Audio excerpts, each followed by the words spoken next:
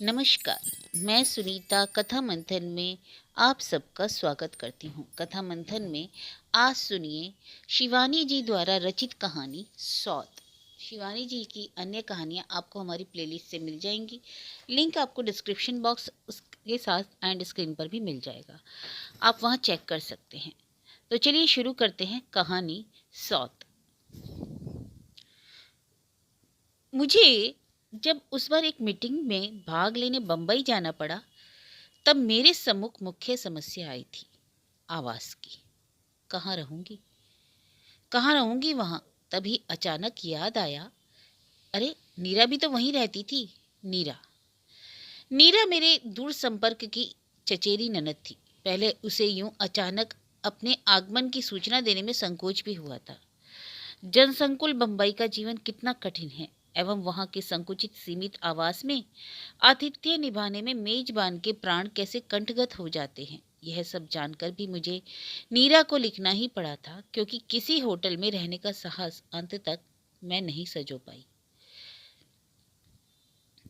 नीरा का फ्लैट छोटा होने पर भी बड़ा सुंदर था। 32 फ्लैटों के गुलदस्ते रात को दूर से देखने पर किसी बंदरगाह पर खड़े सुंदर जहाजों से ही लगते थे। नीरा को बंबई का जीवन बहुत पसंद था। 3 वर्षों के बंबई प्रवास ने तो उसका कायाकल्प भी कर दिया था। वैसे भी वह पिथौरागढ़ के उस अनजाने ग्राम से बंबई आई थी, जहां उसके विवाह तक कुमाऊं मोटर यूनियन की बस भी नहीं पहुंच पाई थी। उन दिनों मोटर रोड का निर्माण कार्य चल ही रहा था। मुझे आज भी याद है, लग्न का समय बीता जा रहा था और उसकी बारात नहीं पहुंची थी। बड़ी देर बाद उसकी बारात के थके मांदे बाराती बिना किसी बैंड बाजे के ऐसे चले आए थे जैसे कोई मातमी जुलूस हो। पहाड़ी लद्दू घोड़े पे बैठा उसका सजीला दूल्हा वर्षा की बौछार में भीग भाग एकदम ही अनाकर्षक लग रहा था। उधर नीरा आकर्षक ना होने पर भी कामदार लहंगे दुपट्टे में बड़ी ही प्यारी लग रही थी। नए गहने, कपड़े और नवीन जीवन साथी का उल्लास उसके गदबदे गोल मटोल चेहरे पर लज्जा का अंगराग बिखेर उसकी उजली हंसी को और भी उजली बना गया था। किंतु आज की नीरा की ना तो वेशभूषा में, ना वाणी में वह पहाड़ी ढील मढ़ाल लटका था, ना आतिथ्य में। उसके मुंह से मैंने बोला, तुमको होना क्या आदि विभिन्न प्रदेशी उच्चारण सुन मैंने उसे टोका भी था। यह कैसे बोलने लगी हो नीरा? क्या हो गया है तुम्हारी हिंदी को? क्या करूं भाभी, मेरी पड़ोसिन हैदराबाद की है ना, इसी से बोली में उसकी छाप लग गई। आज तुमसे मिलवाऊंगी, बहुत ही प्यारी लड़की है। नीरा की प्रतिवेशनी राजियम बंबई के एक प्रसिद्ध होटल में रिसेप्शनिस्ट थी। उसके पति मद्रास ही में किसी दवाओं की विदेशी फर्म में काम करते थे। उन दोनों का वेतन खासा अच्छा था। उस पर उनकी एकमात्र पुत्री ननिहाल में पल रही थी। राजियम स्वयं ऊटी के कॉन्वेंट से पढ़ी थी। इसी से अंग्रेजी का उच्चारण, उठने बैठने का सलीका, सब कुछ खाटी मैम साहब ही था। वेशभूषा में भारतीय संस्कृति का लवलेश भी नहीं था। टकनियों तक झूल रही मैक्सी बायां भाग किसी समुद्र थिएटर के रेशमी पर्दे की भांति बीचों बीच उन्मुक्त औदार्य से खुली परतों को समेट लेती, किंतु उस कौशल में भी उसकी सधी पूर्वाभ्यास से की गई उदासीनता मैंने कनखियों ही में पकड़ ली थी। गुलाबी रेशम की खुली बांझ के बीच रह रहकर उसकी गुलाबी रेशमी जंगा की क्षणिक छटा बिजली सी कौन जाती, किंतु उसके चेहरे पर वही वही स्वाभाविक सौम्य स्मित खेलता रहता, जैसा उन सर्कस सुंदरियों के चेहरे पर रहता है, जो बलिष्ठ भर की रेशमी कोपिन पहने टैपिस के झूलों पर ऐसी ही उदासीनता से सर से निकल जाती हैं। उसकी मैक्सी का गला भी इसी औदार्य से खुला किसी उत्तुंग पर्वत श्रेणी पर फिसल रहे पहाड़ी झरने के वेग से ही झरझराता नीचे उतर गया था। पतली ग्रीवा में थी स्वर्ण मंडित रुद्राक्ष की माला। गेरुए रंग की शॉर्ट सिल्क की मैक्सी और कंठ के रुद्राक्ष कंठी से मेल खाता ही उसका केश विन्यास भी था। संसार त्यागी अवधूत के से उस जटा जूट में भी एक रुद्राक्ष की माला लपेटी गई थी। हाथ में वैसा ही मेल खाता रुद्राक्ष का कंकण था। बाद में नीरा ने बताया था कि वह जूड़े की लेटेस्ट स्टाइल है, फारिदाबा हेयर स्टाइल है भाभी। उसने बड़े गर्व से अपनी श्रृंगार पटु सहेली की उपस्थिति में ही फिर उसका प्रशस्ति पत्र पढ़ दिया था। पर हम तुम पर थोड़ी ही ना अच्छी लग सकती है, यह तो राजियम ही है कि कैसी ही बनकर क्यों ना निकल पड़े, लोग मुड़ मुड़ कर देखते रहते हैं। बात ठीक ही कही थी नीरा ने। लड़की वास्तव में व्यक्तित्व संपन्ना थी। कुर्गी थी, इसी से रंग का एकदम चिट्ठा सुर्ख, उस पर कुछ ब्लश ऑन की महिमा थी, कुछ प्लग क्लर्ड लिपस्टिक की। उसे देखकर मुझे वाजिद अली शाह की जोगिया बेगम सिकंदर महल का स्मरण हो आया। बयस होगी कोई 23-24 के लगभग, किंतु व्यवहार अल्लड़ शोडिशी का था। होटल की रिसेप्शनिस्ट थी, इसी से छल्लेदार बातें बनाने में पारंगत। मेरा परिचय पाते ही वह मेरे पास अपना मोड़ा खिसका लाई। So you are a writer, how very very interesting. आप लिखती हैं? आप उपन्यास लिखती हैं, कहानी या नाटक? जी मैं तो आया कह दूं, तुम्हें देखकर तो अभी एक नाटक लिखने का मन कर रहा है। पर तब क्या जानती थी कि एक दिन उसे ही नायिका बनाकर लेखनी स्वयं मुखरा बन उठेगी। रात का खाना राजियम नित्य नीरा के साथ ही खाती थी। मैं नीरा का व्यवहार, फुर्ती और पाक कौशल देखकर मुग्ध हो गई थी। एक बालिश्त के अपने उस गुफा से संकरे चौके में उसने इतनी चीजें कब बना दी थी और कैसे? न उसके पास कोई नौकर था न मेहरी। फिर भी मैं जितनी देर मीटिंग में रही, उसने ना जाने क्या क्या बना लिया था। पूड़ी, कचौड़ी, 3 तरह की सूखी रसेदार सब्जियां, ठेठ पहाड़ी रायता और मीठी चटनी। बम्बई में भी उसने उत्तराखंड के स्वादिष्ट पकवानों की महिमा को पूर्ण रूप से साकार कर दिया। मैं तो अवाक ही रह गई। कुमाऊं के पकवान देखने में जितने ही आडंबरहीन और अनाकर्षक होते हैं, खाने में उतने सुस्वादु और मौलिक। उन सरल पकवानों की भूमिका कितनी दुरूह होती है, यह तो मैं जानती थी। अरे, ऐसे कुरकुरे सिंगल तो पहाड़ की बड़ी बुढ़ियां भी नहीं बना पाती होंगी, और यह ककड़ी कहाँ मिल गई तुझे?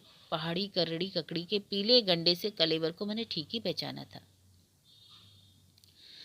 बाबूजी अल्मोड़े से लाए थे। ठीक उसी दिन तुम्हारा तार मिला तो मैंने उठाकर फ्रिज में रख दी। सोचा तुम आओगी तो ठेठ पहाड़ी दावत करूंगी। ये रायता तो राजियम को भी बहुत पसंद है, क्यों है ना राजियम? पर उसकी भोजन प्रिया प्रतिवेशनी को उत्तर देने का अवकाश ही कहाँ था। रायते का डोंगा लगभग साफ कर वह अब किसी शुदा कातुर भिक्षु की भांति कचौड़ियों के अंबार पर टूटी। मुझे अपनी लोलुपता को रंगे हाथों पकड़ लिया गया देख वह बड़ी ही मोहक हंसी से घायल कर कहने लगी, क्या गजब का खाना बनाती हो नीरा, इसी से आज इतना खा रही हूँ। अपने होटल का खाना तो एकदम चरी भूसा है इसके सामने। पर मैंने प्राय ही देखा है कि डाइटिंग के चक्कर में बंधी ये छरहरी आधुनिकाएं दावतों में स्वेच्छा से ही जीवा पर लंगे संयम अंकुश को दूर पटक भूखे कंगलों की भांति खाने पर टूट पड़ती हैं। क्यों? तुम्हारे सुख्यात होटलों में तो सुना चित्र जगत के सितारों का नित्य मेला ही जुटा रहता है, और वहां उनके नाम कई कमरे स्थायी रूप से आरक्षित रहते हैं। मेरा स्वर कुछ अधिक व्यंग्यात्मक हो उठा था। अजी उनकी बात छोड़िए, वह अब 2 कचौड़ियों को रोल कर आलू दम के एक भीम आलू से पेट फुला बड़ी नजाकत से कुतरती कहने लगी, वे क्या वहाँ खाना खाने आते हैं? फिर वह कुटिल रहस्यमयी कनखियों से मेरे नंदोई को देखकर मुस्कुराई। मुझे अच्छा नहीं लगा। अपनी कहानी उपन्यासों में ऐसी असंख्य प्रेमास्क्ति कुटिल कनखियों का वर्णन करते करते अब किसी भी स्वयं दूती नारी के अंतर्मन के छाया चित्र को मैं ना चाहने पर भी किसी एक्सरे प्लेट से में उभरे भग्न अस्थि कोटर सा स्पष्ट देख लेती हूँ। उस दिन दावत लगभग 3 घंटे चली थी। इस बीच उस चपला सुंदरी प्रतिवेशनी की उपस्थिति ने मुझे अपनी सरल ननद के अदृष्ट के प्रति आशंकित ही किया था। खाने के बाद अचानक याद आया कि मीठी खीर के पश्चात वह अत्यंत अनिवार्य भारतीय मुखशुद्धि का प्रबंध करना भूल गई थी। हाय राम, मैं तो भूल ही गई कि आप पान खाती हैं। वैसे तो चौपाटी दूर नहीं, पर अरे क्या पर करता, उसकी मेखला धारिणी कैबरे नर्तकी सी प्रतिवेशनी हंसती उठ गई। हम अभी लाएगा, चलो तो महेश निकालो अपना स्कूटर। मैं स्तब्ध रह गई। इतनी रात को क्या यह लड़की अपनी इस अधखुली मैक्सी में महेश की कमर में हाथ डाल मेरे लिए पान लेने जाएगी? नहीं नहीं, मुझे पान की कोई ऐसी आदत नहीं है, मैंने कहा। पर मेरी भोली ननद के चेहरे पर अपनी सखी के प्रति कृतज्ञता की सहर्ष किरणें फूट रही थी। प्लीज राजियम, पूरा भर लेती है ना, फ्रिज में भर रख दूंगी।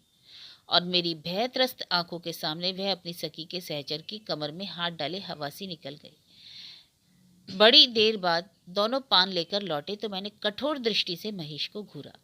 उसे मैं क्या आज से जानती थी? फटे कोट की बाँ से नाक पहुंचदार महेश प्रायः ही तो हमारे यहाँ कभी पिता के लिए शिव पुराण मांगने आता और कभी विष्णु पुराण। उसके पिता गोविंद वल्लभ पांडे हमारे कुल पुरोहित थे, और मेरा ही नहीं, मेरे सब भाई बहनों का षष्ठी पूजन उन्होंने किया था। मैं देख रही थी कि महेश मेरी आंखों से आंखें नहीं मिला पा रहा है। जब नीरा की प्रतिवेशनी विदा हुई तब वह मेरा बिस्तर लगाने मेरे कमरे में आई। भाभी, कैसी लगी मेरी सहेली?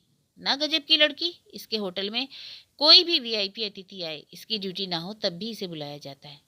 मैं समझ सकती हूँ, तुम्हारी सखी के व्यक्तित्व की सृष्टि ही विधाता ने पुरुषों का आतिथ्य निभाने के लिए की है, मैंने कहा। पर भोली नीरा ने मेरे उत्तर के व्यंग को एक कान से सुन दूसरे से निकाल दिया। वह फिर उसी उत्साह से कहने लगी, है तो मद्रासी, पर रंग हम तुमसे भी गोरा। उस पर कपड़े पहनने में तो जवाब ही नहीं भाभी। चाहे कुछ भी पहन ले तब भी हीरे सी दमकती है। वह तो देख लिया। मेरा रूखा स्वर फिर उस चिकने घड़े पर तेल सा ढरक गया। अच्छी लगी ना तुम्हें? नहीं, ना चाहने पर भी मेरे हृदय की बात होठों पर फिसल गई। क्यों? चादर की सिलवटें ठीक करते हुए उसके दोनों हाथ रुक गए। इसलिए कि मुझे स्कूल कॉलेज ना जाने वाले लड़के और ससुराल ना जाने वाली लड़कियां जरा भी अच्छी नहीं लगती, मैंने हंस करके कहा। तो क्या हो गया, उसके पति तो यहाँ आते रहते हैं, और फिर बेचारी करे भी तो क्या, सास बेहद तेज जो है। मैं 3 दिन तक नीरा की अतिथि बनी रही, और उन दिनों की संक्षिप्त अवधि में ही उसकी उस चतुरा प्रतिवेशनी का व्यवहार मुझे स्तब्ध कर गया। नित्य प्राय वह महेश के ऑफिस जाने तक नीरा के यहाँ ही डटी रहती।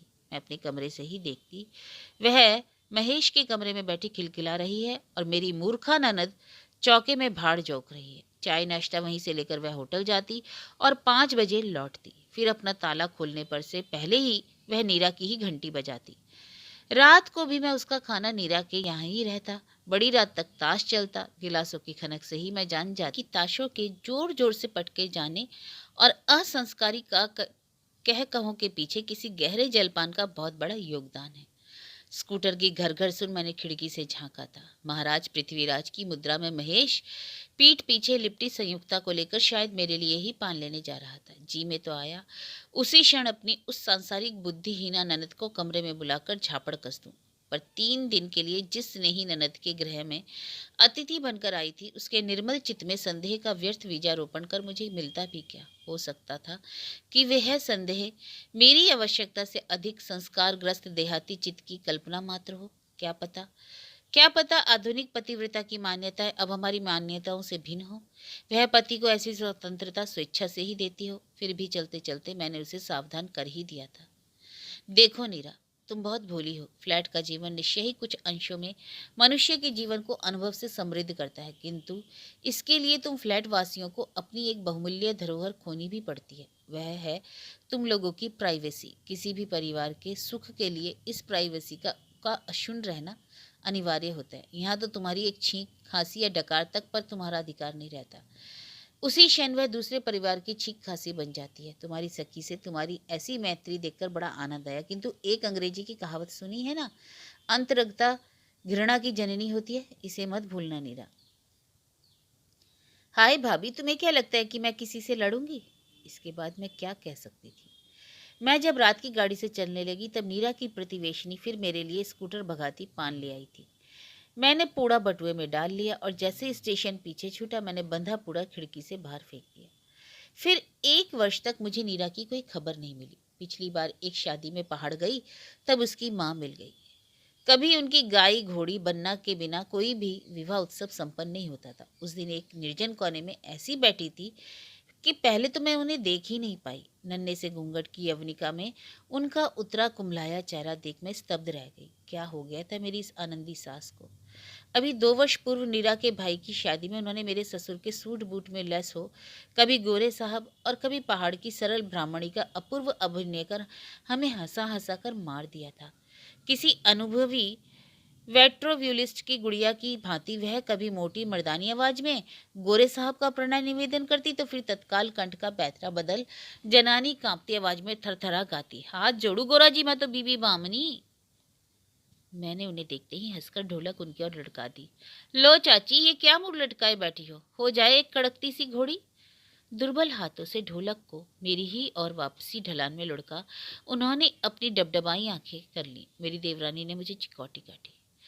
क्या कर रही हो दीदी? आज पहली बार तो औरतों में आकर बैठी है, नहीं तो अम्मा जी ने तो पलंग ही पकड़ ली थी। क्यों? मैंने फुसफुसा कर पूछा। सुना नहीं तुमने, अभागा महेश नाक कटाकर अपनी पड़ोसिन के साथ नौकरी छोड़ छाड़ मद्रास भाग गया है। नीरा का तार पाकर बाबूजी उसे यहाँ लिवा लाए। पर लाने से क्या होता है, दिन रात कमरे में गुमसुम पड़ी रहती है। कई डॉक्टर को दिखा चुके हैं, कहते हैं दिमाग का मर्ज है, किसी दिमाग के डॉक्टर को दिखाए। हृदय पर कोई भारी आघात लगा था। इससे बड़ा आघात किसी भी नारी को और लग भी क्या सकता था। मैं उस आनंद उत्सव के बीच सिर लटकाए बैठी चाची के उस वेदना विधुर चेहरे की ओर दूसरी बार आंख उठाकर नहीं देख पाई। चलने लगी तो देवरानी चांदी की तश्तरी में पान ले आई। लो भाभी, मैं तो भूल ही गई थी कि तुम पान खाती हो। ठीक 1 वर्ष पहले यही शब्द नीरा ने भी कहे थे। नहीं, मैं अब पान नहीं खाती, कहकर मैंने तश्तरी खिसका दी और उठ गई। वैसे तो नीरा की सौत मेरे लिए पान लेने न जाती, तब भी होनी होकर ही रहती, पर मुझे बार बार यही लगता है कि वह पृथ्वीराज संयुक्ता की जोड़ी यदि आधी आधी रात को मेरे लिए पान लेने ना जाती तो शायद नीरा का उतना बड़ा सर्वनाश भी नहीं होता।